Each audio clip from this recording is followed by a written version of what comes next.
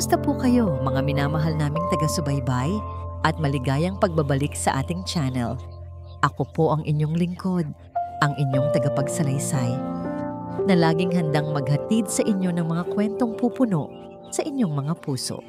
Sabi nila, ang katotohanan daw, tulad ng isang binhi, ay kailangang mabaon muna sa pinakamadilim na lupa bago ito makahanap ng paraan upang sumibol patungo sa liwanag. Ang kwento natin ngayon ay tungkol sa isang pusong sinubok ng kasinungalingan at isang pag-ibig na isinilang mula sa abo ng nawasak na tiwala. Ang tunog ng nababasag na salamin ang pumunit sa katahimikan ng hapon sa loob ng Hacienda de Silawan. Kasabay nito, ang pagtigil ng paghinga ni Hiraya Salcedo. Nanlaki ang kanyang mga mata, nakatitig sa mga piraso ng bubog na kumalat sa makintab na sahig na gawa sa nara. Sa gitna ng mga ito, nakasubsob ang larawang pinakaiingatan sa buong mansyon. Hindi maaari. Nanginginig ang kanyang mga kamay habang dahan-dahan siyang bumababa mula sa maliit na hagdan ng kahoy. Pakiramdam niya ay nanuyo ang kanyang lalamunan. Iyon ang larawan ng yumaong si Senyora Isabela, ang ina ng kanyang amo na si Senyorito Kael Silayan.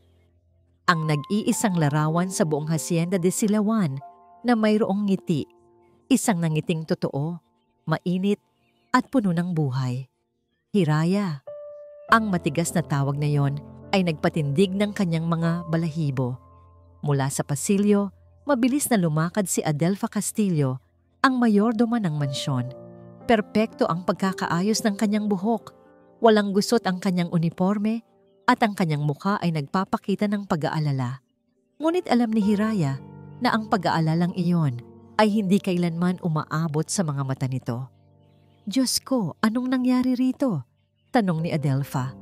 Ang boses ay puno ng pagkasindak na para bang isang malaking trahedya ang nasaksihan. Ma'am Adelfa. Hindi ko po sinasadya, nauutal na sabi ni Hiraya, habang pinipigilan ang mga luhang nagbabadyang tumulo.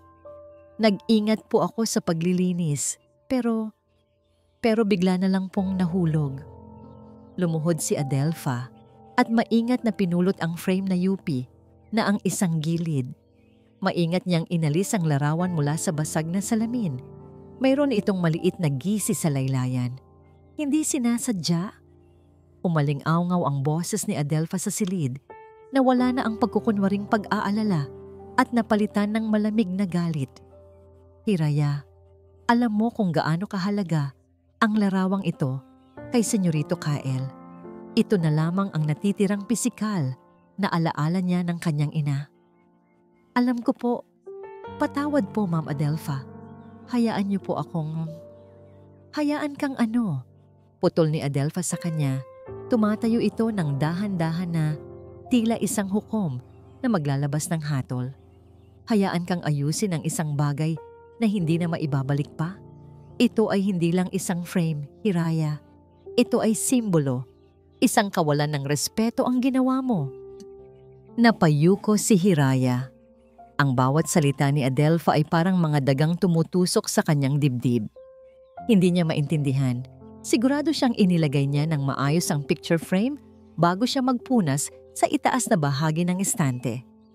Inutos sa kanya ni Adelfa na linisin ang lugar na yon, kahit hindi naman yon kasama sa kanyang karaniwang gawain. Sinabi pa nitong gamitin niya ang luma at medyo umuugang hagdanan dahil abala raw ang ibang katulong. Naniwala siya. Tulad ng dati, palagi siyang naniniwala sa kabaitang ipinapakita nito. Tingnan mo ang ginawa mo. Patuloy ni Adelfa, itinaas ang nagising larawan. Dahil sa iyong kapabayaan, sinira mo ang pinakamahalagang alaala ni Senyorito Kael. Ang lakas ng boses ni Adelfa ay tila sinadya upang marinig sa buong kabahayan. At sa likuran nito, sa may pintuan ng silid-aklatan, narinig ni Hiraya ang mabibigat na yabag na palapit. Napatingala siya at ang kanyang puso ay tila tuluyang nahulog sa kanyang sikmura. Doon nakatayo si Kael Silayan. Ang kanyang tindig ay matikas sa suot nitong business suit Ngunit ang kanyang mukha ay walang anumang emosyon. Tumingin ito sa basag na salamin sa sahig, sa larawan sa kamay ni Adelpha, at pagkatapos ay sa nanginginig na si Hiraya. Ang mga mata nito, na laging tila malayo at malalim, ngayon ay kasinlamig ng yelo. Nakita ni Hiraya ang mahigpit na linya ng kanyang panga, isang senyales ng galit na pinipigilan. At sa sandaling iyon, alam ni Hiraya na tapos na ang lahat para sa kanya. Para kay Kael Silayan, ang katahimikan ay hindi lamang kawalan ng ingay. Ito ay isang pader, isang matibay na pader na itinayo niya sa paglipas ng mga taon upang paghiwalayin ang kanyang sarili sa magulong emosyon ng mundo. Isang mundong kinuha sa kanya ang nag-iisang tao na nagbigay kulay sa Hacienda de Silawan. Ang pader na yon ay gumuho sa isang iglap. Ang tunog ng nabasag na salamin ay hindi lamang isang ingay-sangay sa kanyang pandinig. Ito ay isang bitak sa pader na yon. At nang makita niya ang pinagmulan nito, ang bitak ay naging isang malaking butas. Nakatayo siya roon sa may pintuan ng silid-aklatan, at ang unang pumasok sa kanyang isipan ay hindi ang halaga ng antigong frame o ang sahig na kailangang linisin. Ang pumasok sa isipan niya ay ang ngiti. Ang ngiti sa larawan. Iyon ang ngiti ng kanyang ina na halos hindi na niya matandaan sa personal. Isang ngiti na tila nawala sa mansyon kasabay ng kanyang huling hininga. Sa loob ng 10 taon, ang larawang iyon ang naging pamalit sa alaalang unti-unti nang binubura ng panahon. At ngayon, wasak na ito. Senyorito Kael, pasensya na po sa abala. Bungad ni Adelpha, ang boses ay maingat at puno ng paggalang. Hawak nito ang larawan na parang isang banal na relikya. Sinubukan ko pong paalalahanan si Hiraya na mag-ingat. Pero hindi na kailangang tapusin ni Adelpha ang sasabihin. Para kay Kael, malinaw na ang lahat. Nakita niya ang babaeng nakaluhod sa sahig, si Hiraya. Ang kanyang mga balikat ay nanginginig. Nakita niya ang mga bubog at nakita niya ang gisi sa larawan. Iyon lang ang mga ebidensyang kailangan niya. Si Adelpha ang katiwala niya sa loob ng maraming taon. Mahusay, maaasahan, hindi nagkakamali. Sa kabilang banda, ang babaeng ito, si Hiraya, ay isa lamang sa maraming mukha na dumadaan sa kanyang mansyon. Isang mukhang hindi niya kailanman binigyan ng pansin. Hanggang ngayon, patawarin niyo po ako, senyorito. Hindi ko po talaga sinasadya. Humihikbing sabi ni Hiraya. Nag-angat ito ng mukha na puno ng luha. Ngunit ang mga luha nito ay walang epekto kay Kael. Ang nakikita niya lang ay ang kapabayaan. Ang kawalan ng pag-iingat sa isang bagay na hindi mapapalitan ng kahit anong halaga. Lumakad siya palapit. Ang bawat hakbang ay mabigat at may awtoridad. Hindi niya tiningnan si Hiraya. Ang kanyang mga mata ay nakatuon sa larawan sa kamay ni Adelpha. Adelpha, sabi niya, ang boses ay mababa at walang emosyon. Ipaayos mo ang frame. Tingnan mo kung may magagawa pa sa litrato. Masusunod po, senyorito, sagot ni Adelpha. Pagkatapos ay ibinaling ni Kael ang tingin kay Hiraya. Sa unang pagkakataon, tinitigan niya ito ng diretso sa mata. At sa ilalim ng kanyang tingin, nakita niyang lalong nanginig ang dalaga. Hindi niya kailangang magalit. Hindi niya kailangang sumigaw. Ang kapangyarihan niya ay nasa kanyang katahimikan. Umalis ka na, sabi niya. Ang mga salita ay binitawan niya na parang isang hatol, pinenal at hindi na mababago. Pero, senyorito, sinabi kong umalis ka na. Ulit niya. May bahagyang diin sa pagkakataon ito. Ayokong makita pa ang pagmumukha mo sa pamamahay na ito paglubog ng araw.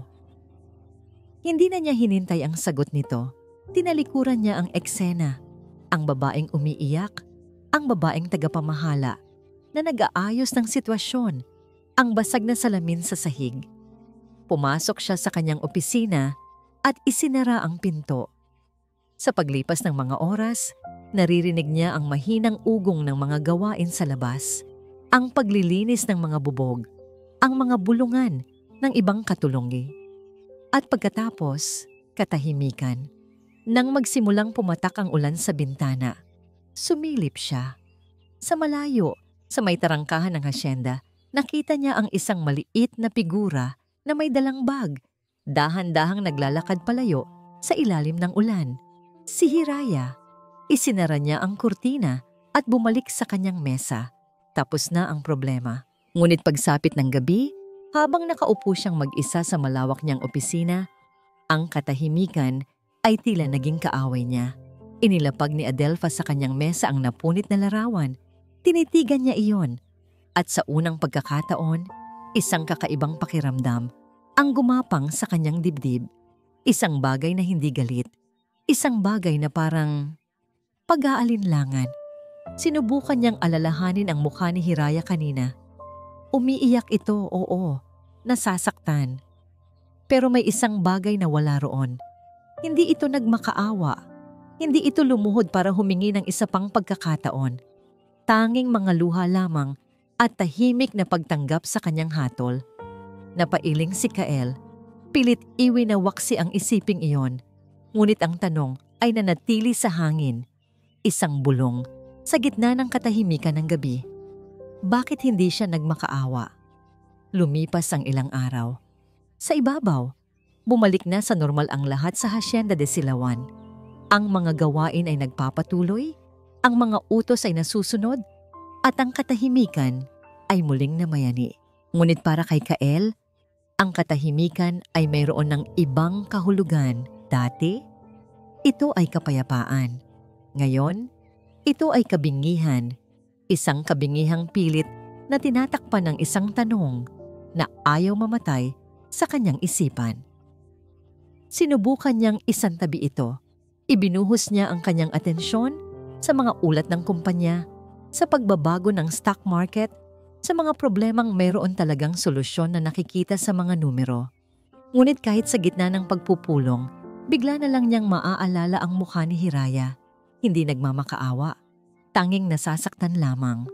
Ang nagpalala pa sa lahat ay si Adelfa.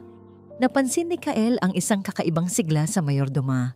Mas madalas itong ngumiti at ang mga ngiting iyon ay tila may kasamang tagumpay. Isang hapon, habang papunta siya sa kusina para kumuha ng tubig, narinig niya ang boses ni Adelfa mula sa pantry. May kausap sa telepono. Oo, nakuha ko na. Masayang sabi ni Adelfa. Ang ganda. Isang kwintas na may brilyante. Bagay na bagay sa akin. Oo naman, matagal ko na itong pinangarap. Sabihin na lang nating, merong biglaang bonus na dumating.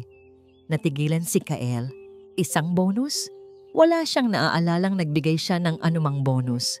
Lalo na para sa isang kwintas na may brilyante. Pumasok siya sa kusina na parang walang narinig. Ngunit ang usapang yon ay tumatak sa kanyang isipan. Isang koledyong piraso sa isang palaisipan na hindi niya alam na binubuo na pala niya.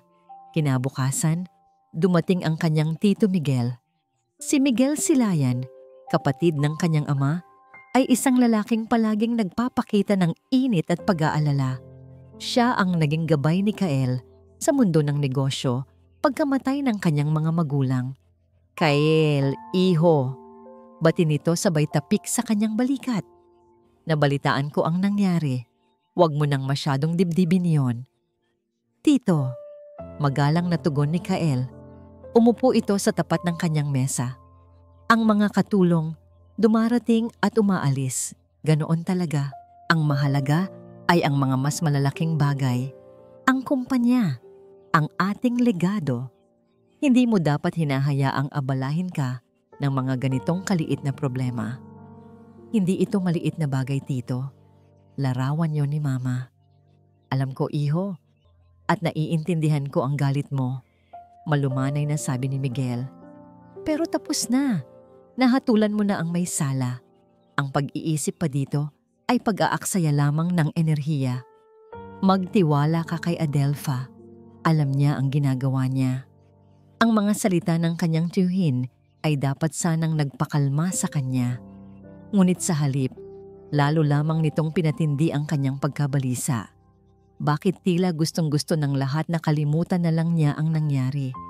Nang hapong yon, naglakad-lakad si Kael sa hardin. Nakita niya si Mang Lando, ang pinakamatandang hardinero sa hasyenda, na nag-aalaga sa mga rosas, ang mga paboritong bulaklak ng kanyang ina. Mang Lando tawag niya. "Senyorito Kael," magalang na sagot ng matanda. "Kilala mo ba si Hiraya?" Diretsong tanong ni Kael. Natigilan sa pagpuputol ng mga tuyong sanga si Mang Lando. Tumingin ito sa kanya at sa mga mata nito ay nakita ni Kael ang sinseridad. "Opo, senyorito. Mabait na bata po si Hiraya. Masipag at maalaga. Sa lahat po ng nagdaan dito, siya po ang may pinakamalambot na kamay sa mga halaman." Idinagdag pa ng matanda sa mahinang boses, "At hindi po kailanman magiging pabaya, lalo na po sa mga bagay na alam niyang mahalaga sa inyo." Ang simpleng pahayag na yon mula sa isang taong matagal nang naninilbihan sa kanila ay mas tumimbang pa kaysa sa lahat ng payo ng kanyang tiyuhin. Kinagabihan, hindi makatulog si Kael. Ang mga salita ni Mang Lando, ang pag-uusap sa telepono ni Adelfa, ang pagmamadali ng kanyang Tito Miguel, lahat ay umiikot sa kanyang ulo. Bumangon siya mula sa kama, nagsuot ng roba at nagtungo sa security room. Umupo siya sa harap ng mga monitor. Malamig at tahimik ang silid. Hinanap niya ang petsa at oras ng insidente. Pinanood niya ang recording. Nakita niya si Hiraya na naglalakad papasok sa silid-aklatan. Nakita niya itong umaakyat sa hagdanan. Pero tama nga, may isang blind spot. Ang mismong kinalalagyan ng estante ay hindi direktang nakikita ng kamera. Isang buntong hininga ng pagkadismaya ang kumawala sa kanya. Aalis na sana siya nang may napansin siyang isang maliit na detalye sa sahig. Nag-rewind siya. Pinabagal niya ang takbo ng video at doon niya ito nakita. Ilang segundo bago pumasok si Hiraya sa silid, isang anino ang dumaan, malapit sa blind spot. Isang anino na may pamilyar na ayos ng buhok. Isang anino na huminto sandali sa mismong lugar kung saan nakapatong ang larawan bago mabilis na nawala sa anggulo ng kamera. Pinindot ni Kael ang pause button. Tinitigan niya ang aninong iyon at ang puso niya ay nagsimulang tumibok ng mabilis. Ang anino ay ang anino ni Adelfa ito. Hindi na muling nakatulog si Kael ng gabing iyon. Ang imahe ng anino ni Adelfa ay paulit-ulit na naglalaro sa kanyang isipan. Isang multo na sumisira sa pundasyon ng tiwalang ibinigay niya sa loob ng maraming taon. Isang anino lamang iyon. Hindi sapat na ebidensya. Kailangan niya ng isang bagay na mahahawakan, isang bagay na hindi maikakaila. Kinabukasan, kumilos siyang parang walang nagbago. Nag-almusal siya ng tahimik, nagbasa ng dyaryo at nagbigay ng mga utos. Ngunit sa likod ng kanyang malamig na panlabas, ang kanyang isip ay gumagana na parang isang makina, bumubuo ng isang plano. Hindi siya maaaring magtanong sa mga tauhan. Mabilis nakakalat ang balita. Hindi rin siya maaaring umupa ng pribadong investigador. Maaaring malaman ito ng kanyang Tito Miguel. Ito ay isang bagay na kailangan niyang gawin ng mag-isa. Ang susi ay ang bonus, ang kwintas na may brilyante. Hiningi niya mula sa accounting department ang talaan ng mga araw ng pahinga ni Adelfa. Nakita niya na tuwing Huwebes ang kanyang day off at madalas itong magpaalam na pupunta sa isang partikular na bayan sa labas ng kanilang lugar para dalawin ang isang kamag-anak. Iyon ang kanyang punto ng pagsisimula. Nang sumunod na Huwebes, hinintay niyang makaalis si Adelfa. Pagkatapos ay gumawa si Kael ng isang bagay na hindi na niya ginagawa sa loob ng maraming taon. Nagmaneho siya ng sarili niyang sasakyan. Hindi ang kanyang mamahaling sedan, kundi isang luma at ordinaryong pickup truck na ginagamit sa hasyenda. Nagsuot siya ng simpleng polo shirt, maong, at isang baseball cap na itinago ang kalahati ng kanyang mukha. Habang nagmamaneho siya papasok sa magulo at maingay na bayan, naramdaman niya ang pagiging dayuhan sa sarili niyang mundo. Ang amoy ng usok, ang ingay ng mga busina, ang dami ng tao. Lahat ay kabaligtaran ng payapang buhay sa Hacienda de Silawan. Isa-isa niyang pinuntahan ang mga sanglaan sa lugar. Sa unang tatlo, bigo siya. Walang nakakakilala sa babaeng inilalarawan niya. Ngunit sa ikaapat na sanglaan, isang maliit na pwesto na nakatago sa isang eskinita. Isang matabang lalaki na may makapal na salamin ang tumango ng dahan-dahan. Oo, si Aling Delfa, sabi ng lalaki. Suki ko na yan. Palaging may dalang mga alahas. Nagsangla ba siya ng kwintas na may brilyante kamakailan? Tanong ni Kael, pinipilit na maging kalmado ang kanyang boses. Nagkamot ng ulo ang lalaki. Kwintas? Wala akong natatandaan na kwintas. Pero noong isang linggo, may isinangla siyang isang bagay na kakaiba. Luma, pero maganda ang pagkakagawa. Pumasok ang lalaki sa loob at pagbalik ay may dala itong isang maliit na kahon. Binuksan niya ito at inilapag sa salaming jutay. Huminto ang paghinga ni Kael. Hindi iyon isang kwintas. Iyon ay isang brotse. Isang silver na brotse na hugis bulaklak ng sampagita na may maliit na perlas sa gitna. Ang disenyo ay antigas at pamilyar. Masyadong pamilyar. Ito ang brotse ng kanyang ina. Ang brotse na regalo ng kanyang ama dito noong kanilang anibersaryo. Ang brotse na labis nitong iniyakan ng mawala ito sa kanyang silid maraming taon na ang nakalipas.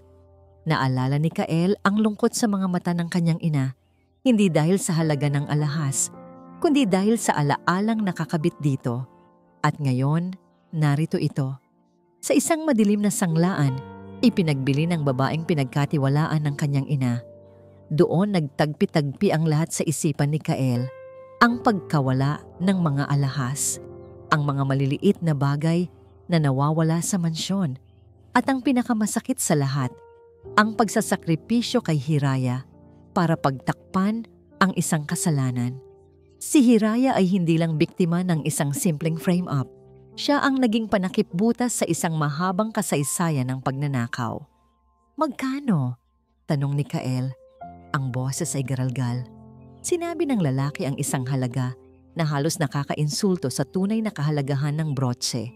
Walang pag-aalinlangang naglabas ng pera si Kael. Higit pa sa hinihingi ng lalaki. Kinuha niya ang brotse at ang lamig ng metal sa kanyang palad ay parang apoy na gumapang sa kanyang mga ugat. Habang nagmamaneho siya pabalik sa hasyenda, ang kanyang mga kamay ay mahigpit na nakakapit sa manibela. Ang kalmadong maskara na palagi niyang suot ay nabasag na at ang lumabas ay isang galit, isang malamig, tahimik at nakamamatay na galit. Hindi ito ang biglaang init ng ulo na naramdaman niya noong masira ang larawan. Ito ay isang galit na nag-ugat sa isang malalim na pagtataksil. Pagdating niya sa mansyon, hindi na siya nag-abala pang magpalit ng damit. Dumiretso siya sa kanyang opisina. Ipinatawag niya ang isang security guard. Tawagin mo si Adelfa, utos niya. Sabihin mong gusto ko siyang makausap, ngayon din. Ilang sandali pa, pumasok si Adelfa sa opisina. Ang kanyang mukha ay nagpapakita ng karaniwang propesyonal na ngiti. Senyorito Kael, pinapatawag niyo raw po ako? Hindi sumagot si Kael. Hinayaan niyang manatili ang katahimikan sa pagitan nila. Pinapanood ang unti-unting pagkawala ng ngiti sa mukha ni Adelfa habang nararamdaman nito ang bigat sa hangin. Dahan-dahan, itinaas ni Kael ang kanyang kamay at marahang inilapag ang brotse sa makintab na ibabaw ng kanyang mesa na gawa sa mahogany. Maaari mo bang ipaliwanag ito, Adelfa? Ang ulan na sumalubong kay Hiraya sa kanyang pag-alis sa Hacienda de Silawan ay tila hindi na tumigil. Sa mga sumunod na araw at linggo, ang ulan ay naging isang malamig at malagkit na kumot na bumalot sa kanyang buhay. Ang balita ay mabilis na kumalat sa kanilang maliit na komunidad, tulad ng apoy sa tuyong damo. Hindi na mahalaga kung ano ang totoo. Ang mahalaga ay ang kwentong nagmula sa isang makapangyarihang hasyenda. Si Hiraya, ang dating tinitingalang dalaga dahil sa maganda nitong trabaho, ay naging si Hiraya na sinisante. Siya ang naging pabaya, ang walang utang na loob. Naramdaman niya ang mga tinging tumutusok sa kanyang likod sa tuwing maglalakad siya sa palengke. Narinig niya ang mga bulungang humihina kapag siya'y dadaan.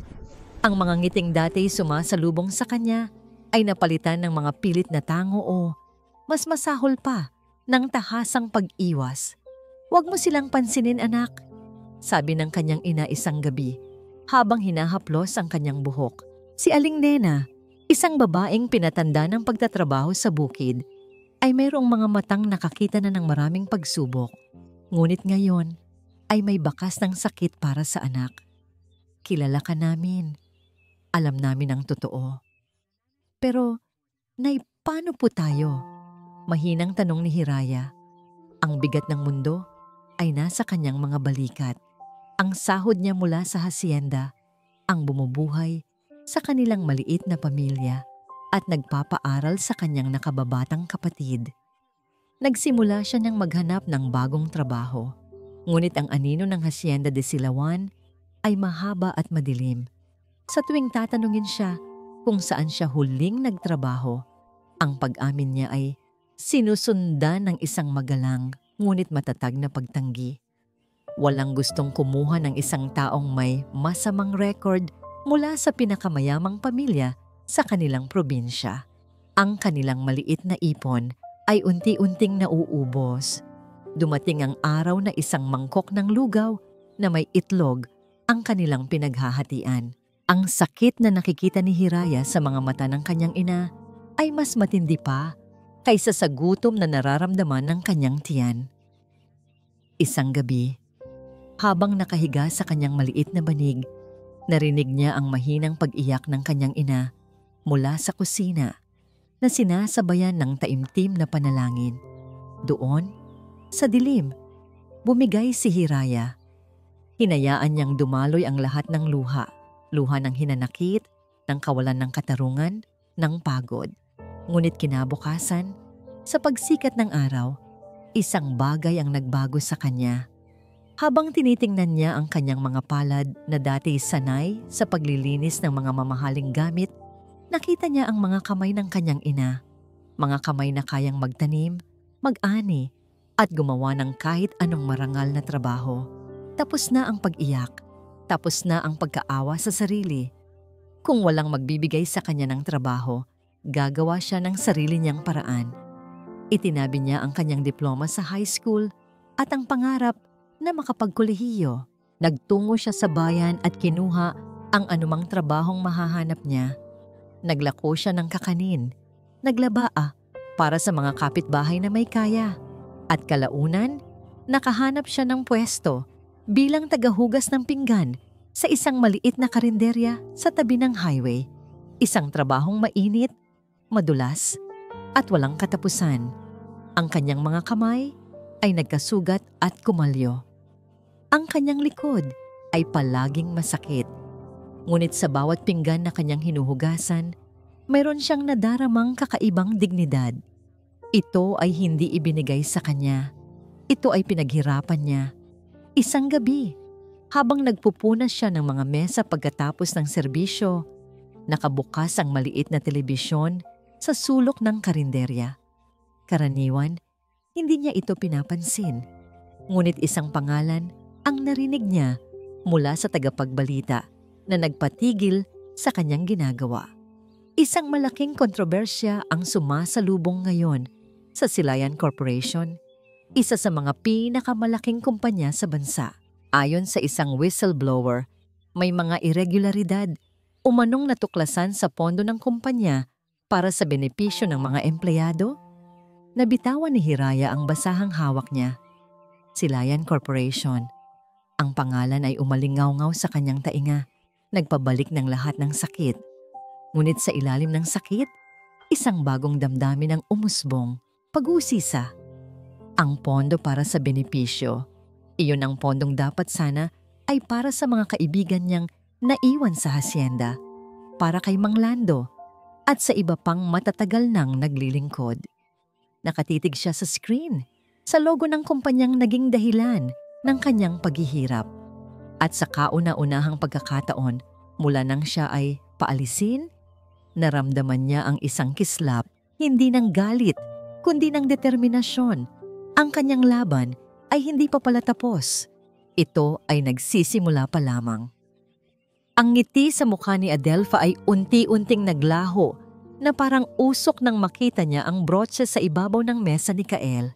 Napalitan ito ng isang maingat na pagtataka. Ngunit sa likod ng kanyang mga mata, isang mabilis na kalkulasyon ang nagaganap. "Senyorito, iyan po ba?" Nagsimula siya. Ang boses ay sinusubukang panatilihin ang dating tono ng paggalang. "Huwag mo akong tawaging senyorito," putol ni Kael. Ang boses niya ay kasinlamig ng bakal. "Sagutin mo ang tanong ko. Saan mo nakuha yan?" Isang sandali ng katahimikan. Huminga ng malalim si Adelfa at nang muli siyang magsalita, ang kanyang mukha ay nagpakita ng isang nasasaktang ekspresyon. "Hindi ko po maintindihan ang inyong paratang. Ang brotse na yan. Natagpuan ko lamang po yan sa isa sa mga lumang baul sa bodega habang naglilinis ako.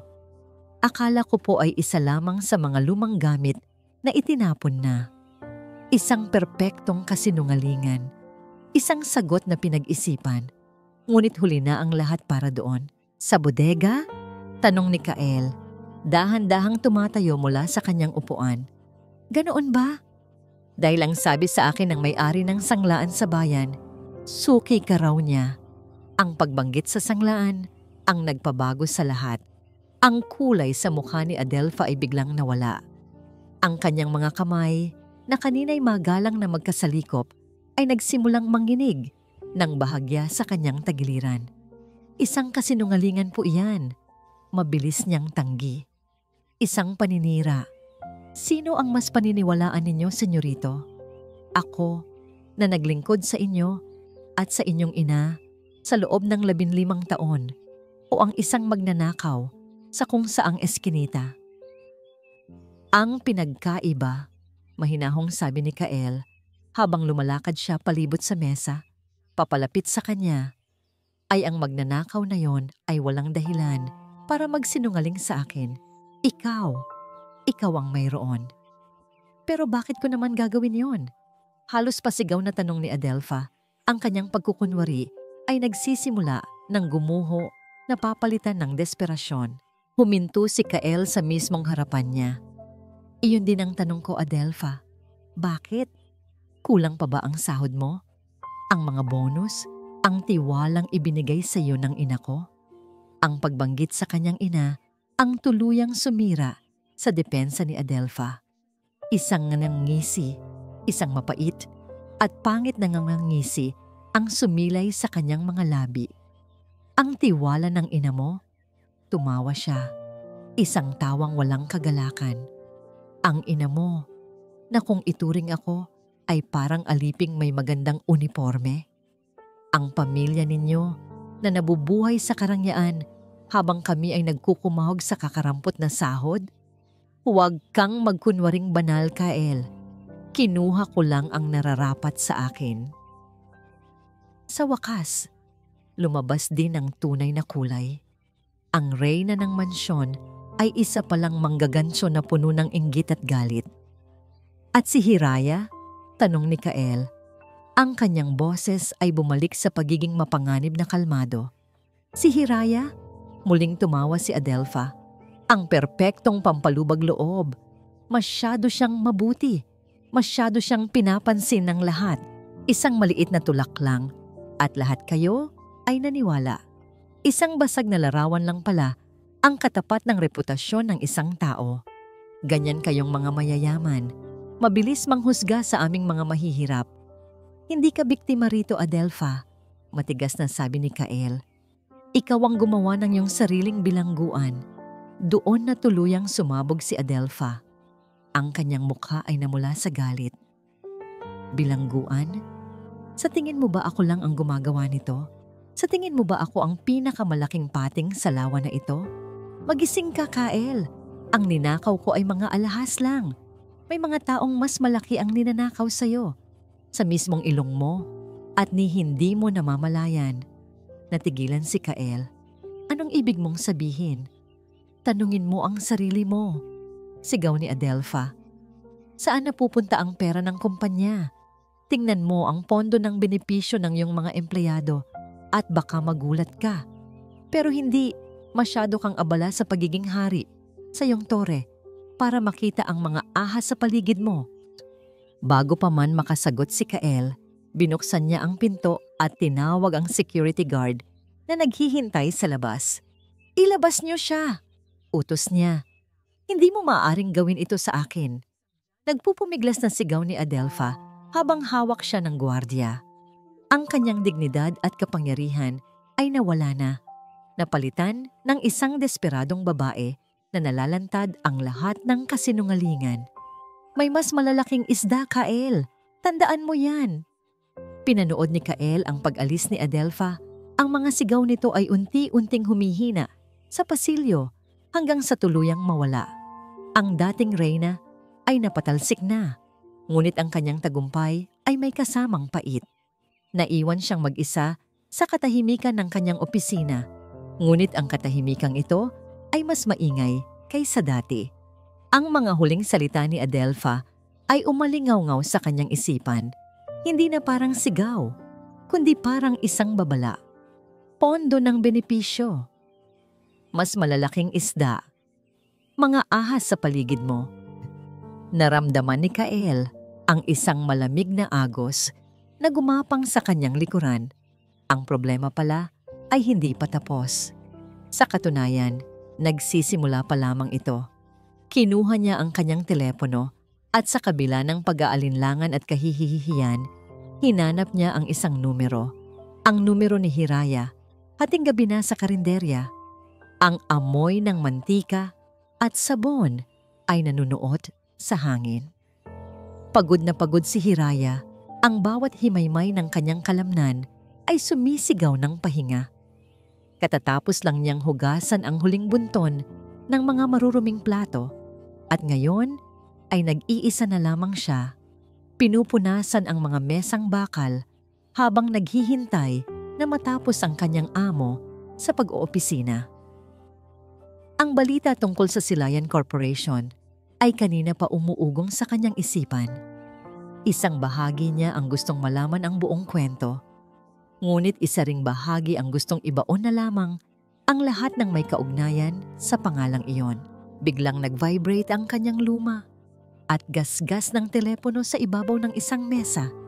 Ang tunog ay tila isang putok ng baril sa katahimikan ng gabi. Tiningnan niya ang screen. Unknown number. Nag-atubili siya. Sino naman ang tatawag sa kanya sa ganitong oras? Marahil ay isang maling numero lamang.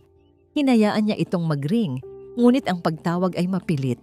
Sa ikatlong pag-ring, isang hindi maipaliwanag na kaba ang nag-udyok sa kanya na sagutin ito. Hello? Sagot niya. Ang boses ay pagod. Hello? Si Hiraya Salcedo ba ito? Ang boses sa kabilang linya, pamilyar ito. Isang boses na huli niyang narinig sa anyo ng isang malamig at walang awang hatol. Nanigas si Hiraya. Ang kanyang kamay ay humigpit sa pagkakahawak sa telepono. Si Kael to. Kael Silayan. Parang isang baldeng may yelo ang ibinuhos sa kanyang ulo. Napasandal siya sa mesa, ang kanyang mga tuhod ay biglang nanghina. Anong kailangan nito? Sa kanya. Bakit ka tumawag? Tanong niya. Ang bawat salita ay matigas at walang emosyon. Narinig niya ang isang mabigat na paghinga mula sa kabilang linya. Hiraya, alam ko, marahil ito na ang huling boses na gusto mong marinig. Pero kailangan kong tumawag. Gusto kong humingi ng tawad. Isang mapait na tawa ang kumawala sa lalamunan ni Hiraya. Tawad? Para saan, senyorito? Para sa pagpapalayas sa akin na parang aso? O para sa pagsira sa pangalan ko sa buong bayan? Para sa lahat ng yon, mabilis na sagot ni Kael. At sa unang pagkakataon, narinig ni Hiraya ang isang bagay na iba sa boses nito. Hindi na ito ang malamig na boses ng isang amo. Ito ay boses ng isang taong nagsisisi. Nalaman ko na ang totoo, Hiraya. Tungkol kay Adelpha, tungkol sa larawan. Mali ako. Wala akong karapatang gawin sa iyo ang ginawa ko. Patawarin mo sana ako. Ang mga salitang matagal na niyang gustong marinig ay sa wakas narito na. Ngunit sa halip na magdulot ng ginhawa, lalo lamang nitong binuksan ang sugat. Wala na po kayong kailangang ipaliwanag. Malamig niyang tugon. Tapos na po ang lahat. Hindi. Mabilis na sabi ni Kael. Hindi pa tapos. Si Adelpha, wala na siya sa hasyenda. Pero may sinabi siya bago siya umalis. Isang bagay na mas malaki pa. Hiraya, hindi lang ito tungkol sa atin. May mas malaki pang problema. Ang pagbabago sa tono nito, ang biglaang pagiging seryoso, ay nakakuha ng kanyang atensyon. Naalala niya ang balita sa TV. Anong problema? Hindi niya napigilang itanong. Isang sandali ng katahimikan. Pagkatapos ay sinabi ni Kael, ang boses ay halos isang bulong. Hindi ko masabi sa telepono. Masyadong komplikado. Masyadong mapanganib. Kailangan kitang makausap ng personal. Pakiusap. Ang salitang pakiusap mula sa isang Kael Silayan ay isang bagay na hindi niya inakalang maririnig. Naramdaman niya ang paglalaban sa loob niya. Ang galit laban sa pag-uusisa. Ang sakit laban sa isang bahagi ng kanyang pusong nag-aalala para sa mga dati niyang kasamahan. Pakiusap, Hiraya. Ulit ni Kael. At ngayon, meron ng bahid ng desperasyon sa boses nito. Ikaw lang ang mapagkakatiwalaan ko ngayon. Kailangan ko ang tulong mo. Napapikit ng mariin si Hiraya. Ang lalaking nagwasak sa kanyang mundo ay ngayon humihingi ng kanyang tulong. Isang kabalintunaan. Ngunit sa likod ng kanyang galit, alam niyang hindi niya kayang talikuran ang isang laban para sa katarungan. Sige, sabi niya. Ang kanyang desisyon ay kasing bigat ng bakal. Makikipagkita ako sa iyo. Narinig niya ang isang buntong hininga ng ginhawa mula kay Kael. Salamat, Hiraya. Saan at kailan? Pero may kondisyon ako. Putol niya. Ang kanyang boses ay matatag at hindi nag-aalinlangan. Sa isang pampublikong lugar, sa bayan. At tandaan mo ito, Senyorito Silayan, hindi na ako muling tutuntong sa bahay mo.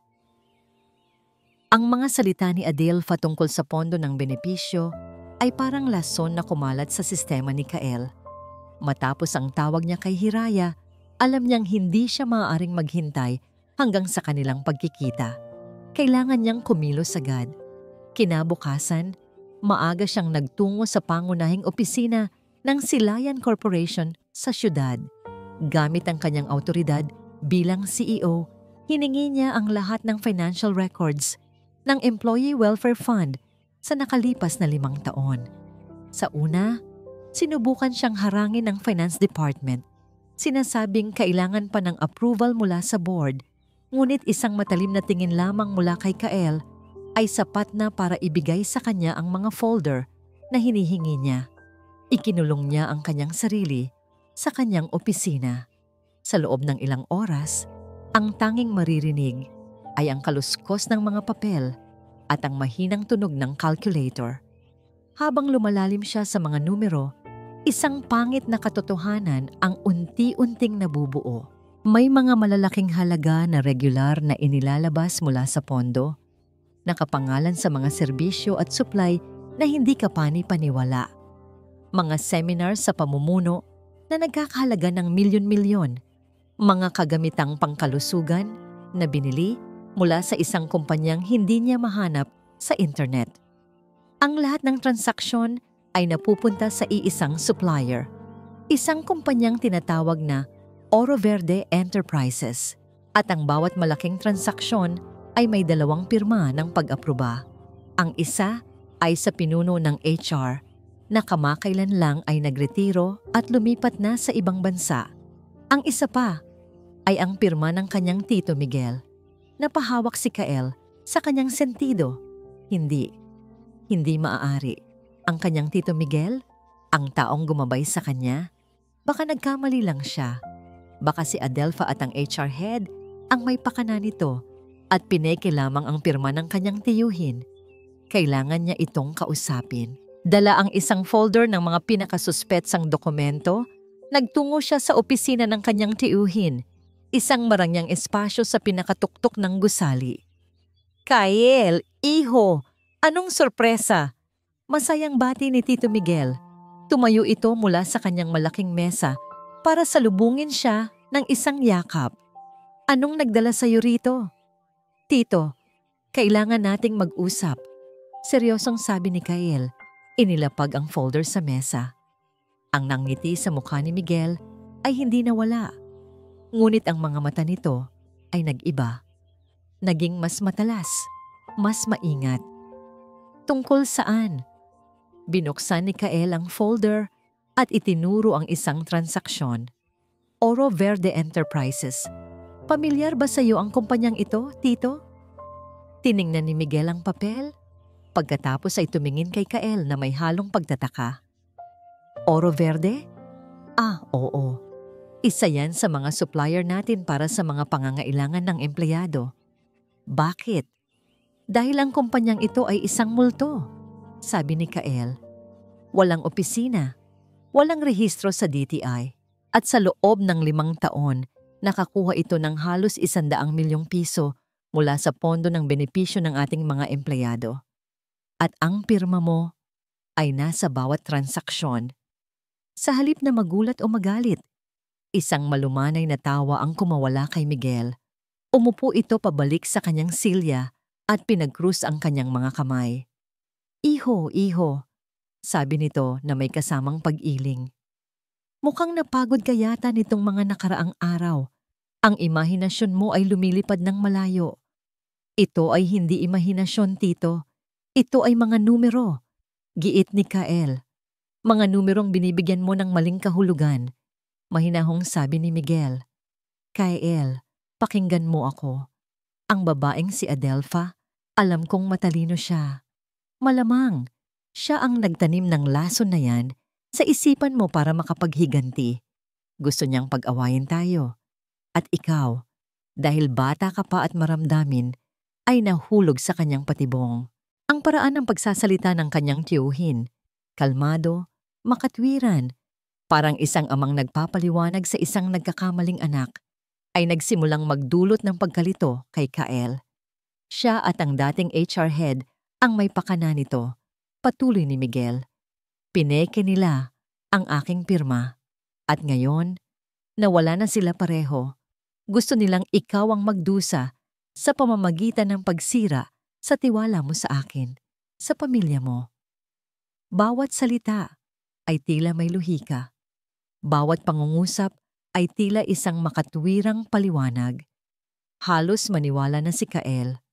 Halos. Kung ganoon, buksan natin ang isang formal na investigasyon, sabi ni Kael, isang huling pagsubok. Hayaan nating malaman ng buong board ang tungkol dito.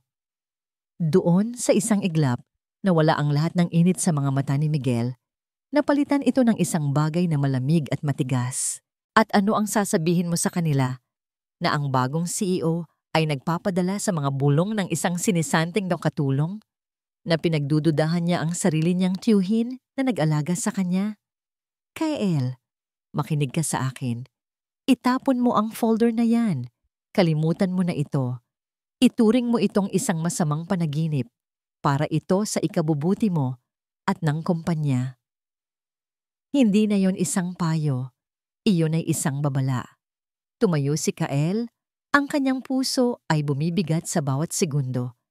Ang taong kaharap niya ay hindi ang Tito Miguel na kanyang kinalakihan. Ito ay isang estranghero. Isang estrangherong may suot na pamilyar na mukha. Naiintindihan ko, Tito, sabi ni Kael. Ang kanyang boses ay walang laman. Umalis siya sa opisina na yon na may pakiramdam ng matinding pagkatalo. Siya ay nag-iisa. Ang taong dapat sana niyang sandalan ay siya palang kalaban. Wala siyang mapagkakatiwalaan sa loob ng kanyang sariling imperyo. Sumakay siya sa kanyang kotse, hindi alam kung saan pupunta. Napatingin siya sa kanyang telepono. Sa listahan ng kanyang mga kontak, ang pangalan ni Hiraya ay tila kumikinang. Isang babaeng pinalayas niya, isang babaeng pinagkaitan niya ng katarungan, isang babaeng, sa kabila ng lahat, ay ang tanging tao na alam niyang walang dahilan para magsinungaling sa kanya. Ang napili nilang tagpuan ay isang maliit na kapihan sa bayan, isang lugar na sapat na bukas para maging ligtas, ngunit sapat na rin ang kaunting tao para sa isang pribadong usapan.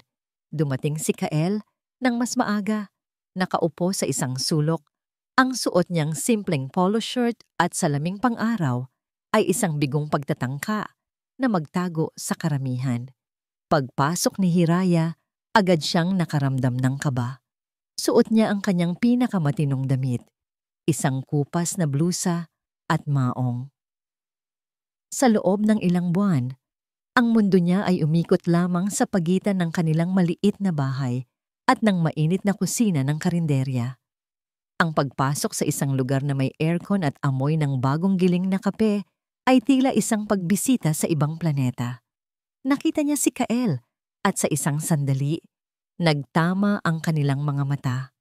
Nakita niya itong bahagyang napatayo, isang kilos ng paggalang na hindi niya kailanman nakita mula rito noon. Dahan-dahan siyang lumapit at umupo sa silyang nasa tapat nito, naglalagay ng isang malinaw na distansya sa pagitan nila.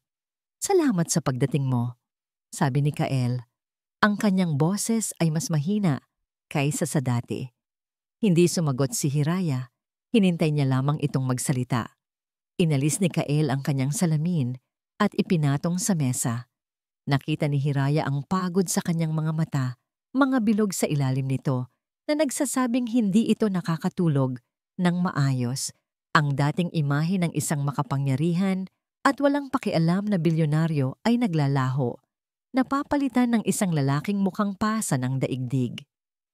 Magsisimula ako sa simula, sabi ni Kael, at ikinuwento niya ang lahat.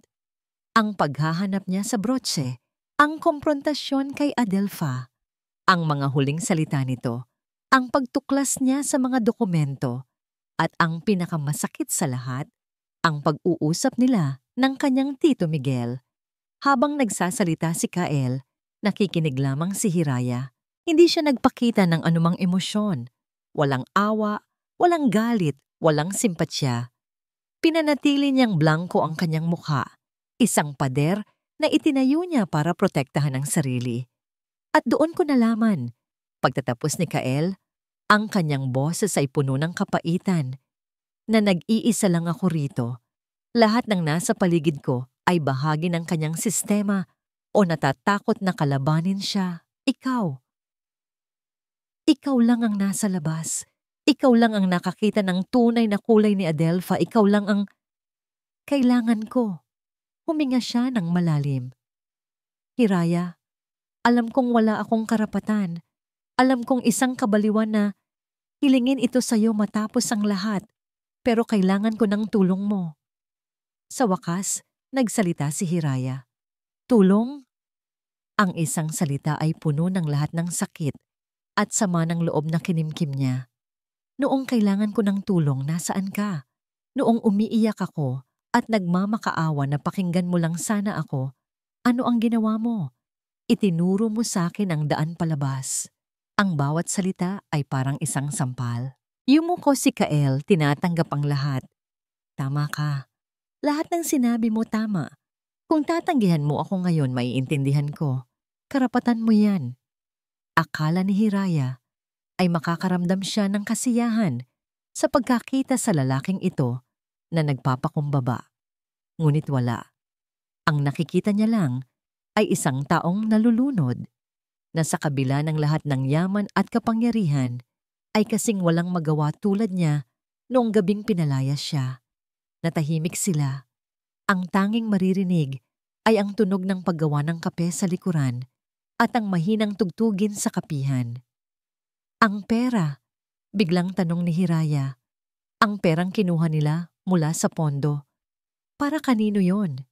Nag-angat ng tingin si Kael. Para sa mga empleyado, para sa kanilang pagreretiro, tulong medikal, mga pautang pang-edukasyon para sa kanilang mga anak. Ang mga mukha ng kanyang mga dating kasamahan ay biglang pumasok sa isipan ni Hiraya. Si Mang Lando, na nangangarap na makapagpatayo ng maliit na bahay kapag nagretiro. Si Aling Feli, na nag-iipon para sa pag-aaral ng kanyang apo. Mga taong naglilingkod ng tapat sa loob ng maraming taon na umaasang meron silang aasahan sa kanilang pagtanda. Ang kanilang mga pangarap, iyon ang ninanakaw. Ang kanyang personal na galit kay Kael ay biglang naging maliit kumpara sa mas malaking inhustisya na nangyayari. Ito ay hindi na tungkol sa kanya. Ito ay tungkol sa kanila. Huminga siya ng malalim. Isang desisyon ang nabuo sa kanyang puso. Tumingin siya ng diretso sa mga mata ni Kael. Tutulong ako, sabi niya. Isang alon ng ginhawa ang dumaan sa mukha ni Kael. Hiraya, salamat. Pero, putol niya. Ang kanyang boses ay matatag at puno ng awtoridad na ngayon lang niya natagpuan sa sarili. Gagawin natin ito sa paraan ko. Hindi mo sila matatalo gamit ang mga numero at abogado lang. Masyadong makapangyarihan ang tiyuhin mo. Kailangan natin ng isang bagay na hindi niya kayang bilhin o takutin. Ano yon? Tanong ni Kael. Ang katotohanan, sabi ni Hiraya, mula sa mga taong nasa loob mismo ng hasyenda. Ang kapihan ay naging kanilang pansamantalang war room. Sa mga sumunod na araw, pagkatapos ng kanyang trabaho sa karinderya, palihim na makikipagkita si Hiraya kay Kael. Ang kanilang mga mundo na dati pinaghihiwalay ng isang mataas na pader ng hasyenda, ngayon ay nagtatagpo sa ibabaw ng isang maliit na mesa na puno ng mga resibo ng kape at mga sulat kamay na tala. Hindi natin sila maaaring kausapin sa loob ng hasyenda, paliwanag ni Hiraya sa kanilang unang pagpaplano. Bawat pader doon ay may tainga, at ang bagong mayordoma ay tiyak na tapat sa tiyuhin mo. Paano natin sila makakausap? Tanong ni Kael, na sa unang pagkakataon ay nakikinig sa halip na mag-utos.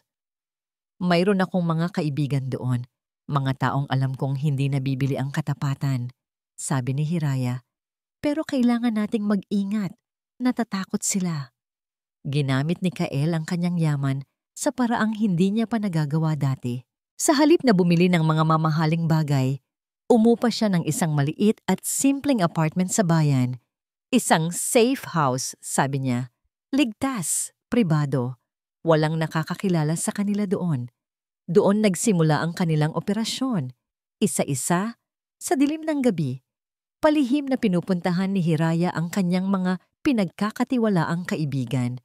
Nakikipagkita siya sa kanila sa mga tagong lugar. Sa likod ng simbahan, sa isang tahimik na tindahan sa kanto, sa tabing ilog. Ang una niyang kinausap ay si Mang Lando, ang hardinero. Hiraya, iha! Gulat na sabi ng matanda. Delikado ang ginagawa mo. Mas delikado po kung wala tayong gagawin, Mang Lando. Mahinahong sabi ni Hiraya. Ikinuwento niya ang tungkol sa pondo at nakita niya ang pagbabago sa mukha ng matanda. Mula sa takot, patungo sa determinadong galit. Hindi lahat ay pumayag kaagad. Marami ang natakot na mawalan ng trabaho. Ngunit ang impluwensya ni Hiraya, ang respeto na nakuha niya noong siya ay nasa loob pa, ay mas matimbang. Nangako si Kael. Sa pamamagitan ni Hiraya, napoprotektahan niya man niya ang sino mang maglakas loob na magsalita. Unti-unti, nagsimulang dumating ang mga piraso ng impormasyon. Isang labandera ang nagsabi na madalas niyang makita si Tito Miguel na pumapasok sa dating opisina ni Adelfa kapag wala si Kael. Isang kusinero ang nagkwento tungkol sa mga kahon-kahong mamahaling alak na ipinapadala sa mga bisita ng tiyuhin ni Kael. na kinukuha mula sa pondo ng hasyenda. Ang pinakamalaking revelasyon ay nagmula kay Aling Feli, ang pinakamatagal na katulong sa bahay, ang babaeng itinuturing ni Hiraya na pangalawang ina.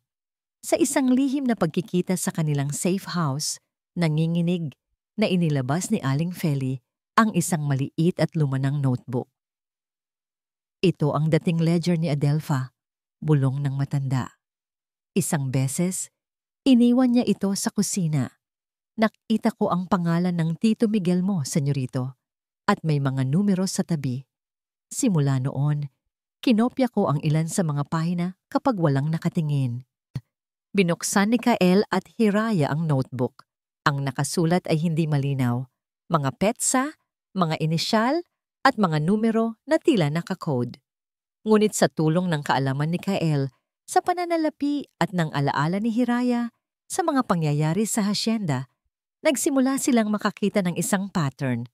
Ang mga petsa ay tumutugma sa mga malalaking paglabas ng pera mula sa pondo. Ang mga inisyal ay tumutugma sa mga miyembro ng board na malapit kay Miguel habang nagtatrabaho sila nang magkatabi sa maliit na apartment, isang bagay na hindi inaasahan ang nagsimulang mabuo. Nakikita ni Kael, si Hiraya hindi na bilang isang katulong, kundi bilang isang matalino at matapang na strategist. Nakikita naman ni Hiraya si Kael hindi na bilang isang malupit na amo, kundi bilang isang taong handang isakripisyo ang lahat para itama ang isang pagkakamali.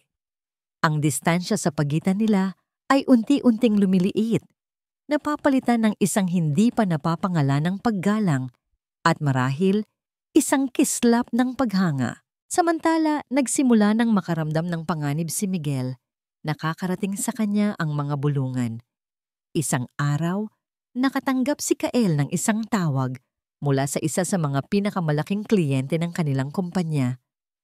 Kael, naririnig ko na may ginagawa kang pag-iimbestiga sa sarili mong pamilya, sabi ng lalaki sa kabilang linya. Isang payo lang, bata. May mga bagay na mas mabuting hayaan na lang na nakabaon. Ang banta ay malinaw. Gumagalaw na ang kanyang tiyuhin. Nauubusan na sila ng oras. Isang gabi, habang sinusuri nilang muli ang ledger ni Adelfa, isang entry ang nakakuha ng pansin ni Kael. AGM, Special Assessment. AGM, bulong ni Kael.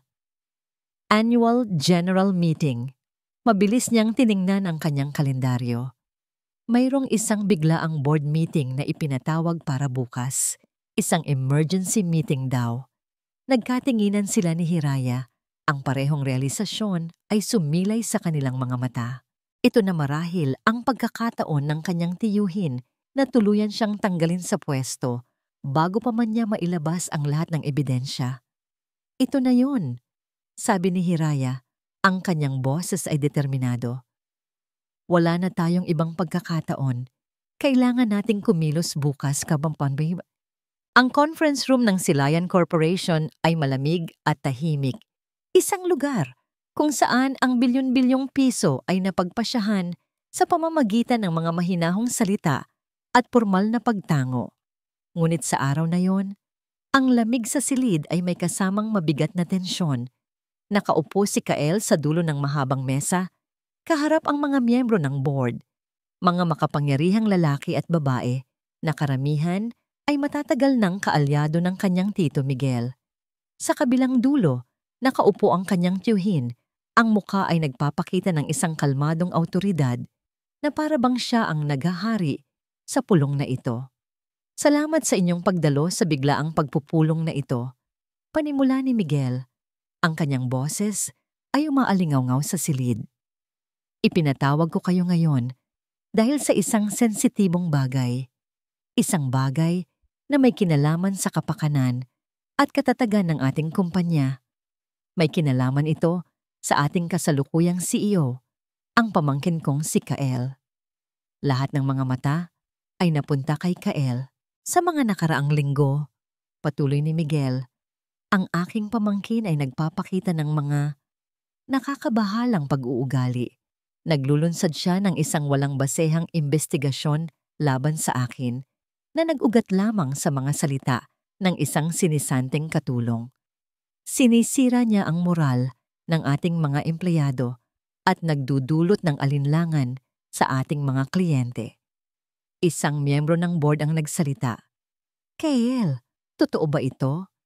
Ito na ang pagkakataon ni Kael. Dahan-dahan siyang tumayo. Sa kanyang tabi, may isang maliit na briefcase.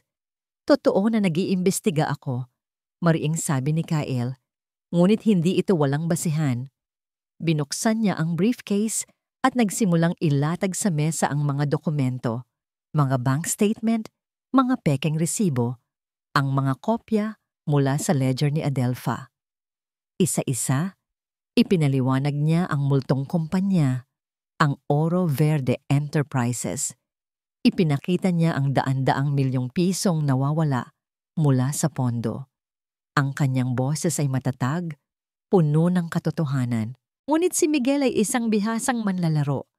Nang matapos si Kael, isang malungkot na ngiti lamang ang kanyang isinagot. Nakikita niyo ba? Sabi niya sa board.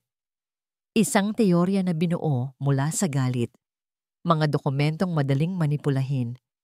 Ang pamangkin ko, sa kanyang murang edad, ay hindi pa naiintindihan ang bigat ng kanyang mga paratang. Hinahayaan niyang kainin siya ng kanyang emosyon. Ang mga miyembro ng board ay nagkatinginan. Ang pag-aalinlangan ay malinaw sa kanilang mga mukha. Mas madaling paniwalaan ang isang matagal ng pinuno kaysa sa isang batang CEO na tila nagre-rebelde. Halos manalo na si Miguel. Ang pera ay hindi nawawala, giit ni Miguel. Ito ay ginamit sa mga lehitimong proyekto para sa ating mga empleyado. Kung mayroon mang isang empleyado na magsasabing hindi sila nakinabang, gusto kong marinig. Iyon ang hudyat. Biglang bumukas ang malaking pinto ng conference room.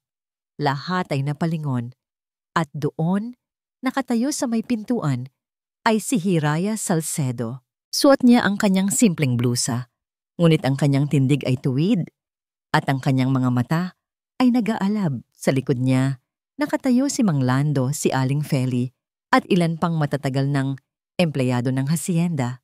Ang kanilang mga mukha ay nagpapakita ng takot, ngunit sa ilalim nito ay mayroong tapang. Ako po. Ang boses ni Hiraya, bagamat hindi malakas, ay pumuno sa bawat sulok ng silid. Gulat na napatayo si Miguel. Sino ka? Anong ginagawa mo rito? Security! Hayaan niyo siyang magsalita, sabi ni Kael. Ang kanyang boses ay may biglang kapangyarihan. Naglakad si Hiraya palapit sa mesa. Ang kanyang mga kasama ay sumunod sa kanya. Bawat hakbang niya ay isang hamon sa kapangyarihan ni Miguel. Ako po si Hiraya Salcedo. Sabi niya, ang kanyang tingin ay hindi inaalis kay Miguel. Isa po ako sa mga empleyado na dapat sana ay nakinabang sa pondong yan. Ngunit sa halip, pinalayas po ako dahil sa isang kasalanang hindi ko ginawa para pagtakpan ang pagnanakaw ng taong pinagkakatiwalaan ninyo. Hindi siya nagsalita tungkol sa mga numero o sa mga dokumento. Nagsalita siya tungkol sa mga tao. Ikinuwento niya ang pangarap ni Mang Lando na magkaroon ng sariling bahay.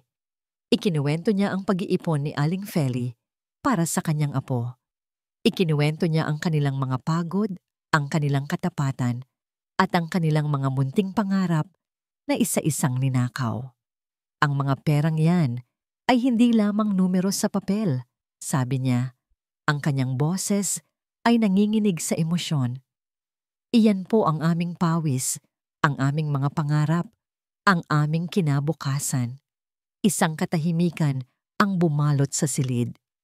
Ang mga miyembro ng board na kanina'y nakikinig sa mga milyon-milyong piso, ngayon ay nakikinig sa tibok ng puso ng mga taong kanilang pinaglilingkuran. Pagkatapos, isang matandang miyembro ng board, isa sa mga pinakarespetado, ang tumayo. Miguel, sabi niya, ang kanyang boses ay puno ng pagkadismaya. Matagal na akong may hinala. Ngayon, sa harap ng mga taong ito, tapos na ang lahat. Isa-isang tumayo ang iba pang miyembro. Ang mga tingin na dati puno ng pag-aalinlangan kay Kael ay napalitan ng galit na nakatuon kay Miguel. Nang makita ni Miguel na wala nang natirang kakampi, na ang kanyang kastilyo ng kasinungalingan ay gumuho na, isang desperadong takot ang lumitaw sa kanyang mukha. Mabilis siyang tumalikod at sinubukang tumakbo palabas ng silid. Ngunit sa may pintuan, naghihintay na ang mga security guard ng gusali. Wala na siyang matatakbuhan. Lumipas ang ilang buwan.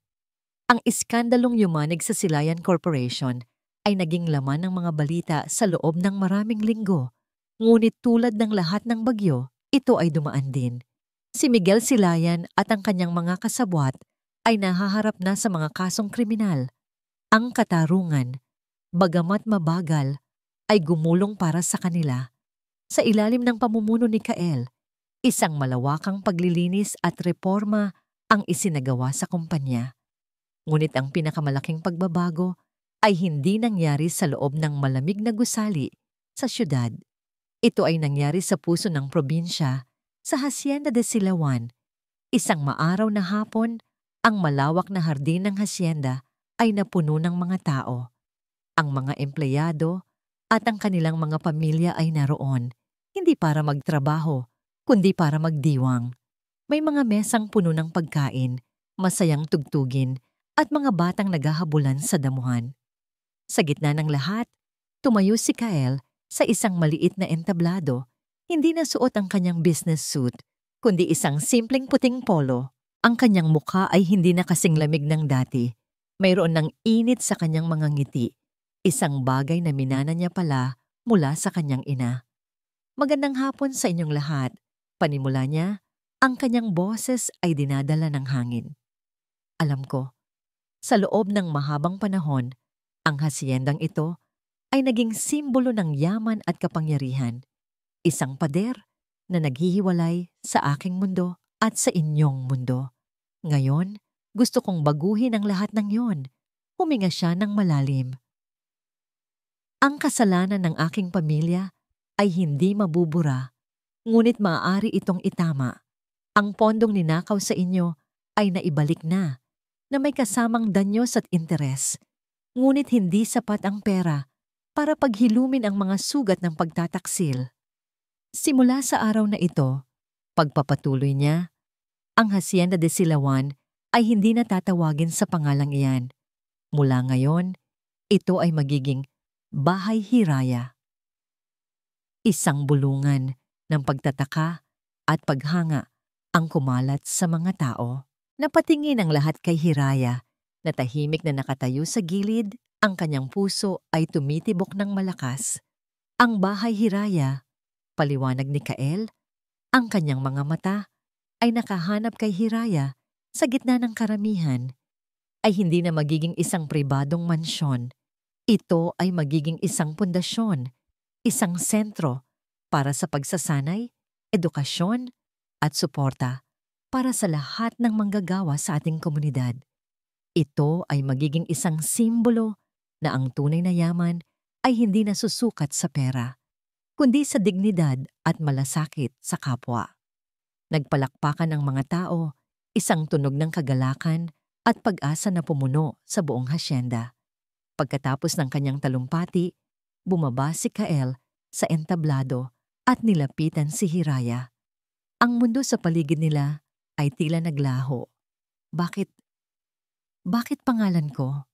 Mahinang tanong ni Hiraya. Dahil ikaw ang nagturo sa akin ng tunay na kahulugan nito, sagot ni Kael. Ang Hiraya ay nangangahulugang pag-asa at pangarap. Ikaw ang nagbalik ng pag-asa, hindi lang sa mga taong ito, kundi pati na rin sa akin. Ipinakita mo sa akin na kahit sa pinakamadilim na sitwasyon, ang isang pangarap ng katarungan ay maaaring magkatotoo. Kinuha niya ang kamay ni Hiraya. Hindi ko kayang patakbuhin ang lugar na ito ng mag-isa. Kailangan ko ng isang taong may puso para sa mga tao. Kailangan ko ng isang taong magpapaalala sa akin araw-araw kung ano ang tama. Hiraya, samahan mo akong pamunuan ang Bahay Hiraya. Napatingin si Hiraya sa kanilang mga kamay na magkahawak. Pagkatapos ay sa mga mata ni Kael, wala na ang dating amo. Ang kaharap niya ngayon ay isang kasama, isang kaibigan. Pero hindi lang yan. Dagdag ni Kael, ang kanyang boses ay naging mas personal, mas taimtim. Gusto ko ring samahan mo akong bumuo ng isang bagong kinabukasan para sa ating dalawa. Sa ilalim ng papalubog na araw, sa gitna ng mga ngiti at pag-asa ng mga taong kanilang ipinaglaban, isang matamis na ngiti ang sumilay sa mga labi ni Hiraya. Hindi na kailangan ng mga salita. Ang kanyang pagtango ay sapat na. Habang magkahawak kamay nilang pinagmamasdan ang bagong simula ng lahat, alam nilang ang kanilang kwento ay isang patunay na ang isang di makatarungang pagtatapos ay maaaring maging simula ng isang mas magandang kabanata. At ang pag-ibig, tulad ng katotohanan, ay palaging hahanap ng paraan upang mamukadkad. At dito po nagtatapos ang kwento nila Hiraya at Kael. Isang paglalakbay na nagturo sa atin na ang tunay na dignidad ay hindi kailanman nananakaw. At ang isang pusong natutong magpatawad at magtiwala muli ay may kakayahang baguhin hindi lamang ang isang buhay, kundi ang isang buong legado. Taos-puso po akong nagpapasalamat sa inyong walang sawang pagsubaybay sa bawat kabanata ng kanilang paglalakbay. Sana po ay mayroon kayong napulot na aral at inspirasyon mula sa kanilang kwento. Nais ko pong marinig ang inyong saloobin. Ano ang pinakapaborito ninyong bahagi? Anong aral ang tumatak sa inyong puso? I-comment nyo lang po sa ibaba at sabay-sabay nating pag-usapan. Kung nagustuhan nyo ang kwentong ito, isang pindot lang po sa like button, ay share sa inyong mga kaibigan at pamilya.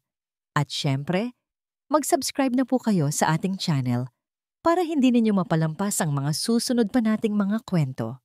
Muli, ako po ang inyong lingkod, nag-iiwan ng isang paalala. Ang bawat puso ay may sariling kwento at ang bawat kwento ay may aral na naghihintay. Pagpalain po kayo ng Panginoon, kayo at ang inyong buong pamilya. Hanggang sa muli.